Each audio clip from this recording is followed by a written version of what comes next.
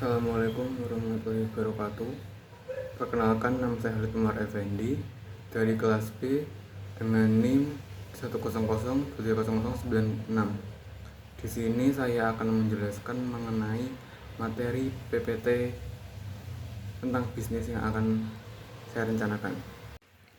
Di sini saya akan menjelaskan mengenai analisis SWOT, usaha makanan kusan tradisional, yaitu ubi, kacang, singkong, dan jagung. SWOT, S yaitu strength atau kekuatan. Yang pertama, bahan baku mudah didapat dan murah serta melimpah di Indonesia dan harganya stabil. C2, sehat dan alami tanpa bahan kimia atau pengawet. 3, proses pengolahan sederhana, tidak perlu alat yang mahal, cocok untuk semua segmen pasar dari anak-anak hingga lansia. Rasa familiar dan nostalgia mengingatkan masa kecil. Selanjutnya, weakness atau kelemahan. 1, daya simpan pendek, cepat basi tanpa pengawet. 2, kurang menarik bagi anak muda, tidak trendy makanan modern. Margin keuntungan kecil, harga jual murah dan untungnya tipis. Ketergantungan cuaca dan musim, panen mempengaruhi stok. Selanjutnya, opportunities atau peluang. 1, tren makanan sehat meningkat, banyak yang menghindari gorengan. Inovasi produk kekinian, ubi ungu, topping keju, dan singkong coklat. Kerjasama dengan kafe dan catering sehat sebagai menu camilan alami. Peluang ekspor makanan tradisional diminati hingga ke luar negeri. Selanjutnya, threats atau ancaman. 1, persaingan makanan modern dan cepat saji, boba ataupun kondok. Perubahan gaya hidup cepat, orang ingin makanan praktis, fluktuasi harga bahan baku, cuaca ekstrim, ataupun El Nino. Tantangan menjaga kualitas saat ekspansi, konsistensi, rasa sulit. Penutup, usaha makan kukusan tradisional punya potensi besar karena bahan alami dan tren sehat.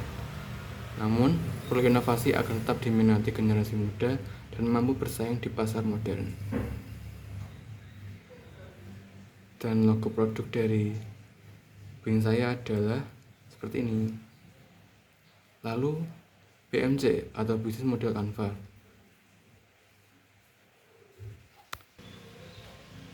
Yang pertama, key partners, yaitu masuk bahan baku makanan, pemilik kebun bahan makanan, dan mitra pengiriman. Lalu key activities, produksi makanan, pemasaran online maupun offline, penjualan langsung, outlet ataupun toko. Key resources, peralatan produksi, tenaga kerja, toko atau outlet untuk penjualan offline, modal usaha, dan bahan baku. Value proposition, menawarkan real food dengan minimal proses pengolahan, harga terjangkau dengan bahan baku yang berkualitas, pembelian mudah lewat sosial media dengan layanan pengiriman cepat.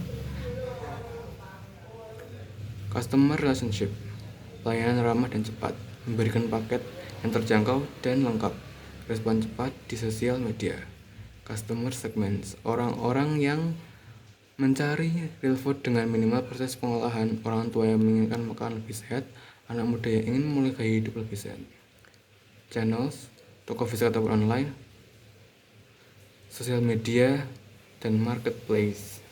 Cost structure, yang pertama, biaya bahan baku, gaji karyawan, biaya sewa tempat, listrik, dan gas, biaya pemasaran, biaya kemasan, dan ongkos pengiriman. Revenue streams, penjualan di toko ataupun offline, dan penjualan. Sekian penjelasan dari saya, kurang lebihnya mohon maaf. Wassalamualaikum warahmatullahi wabarakatuh.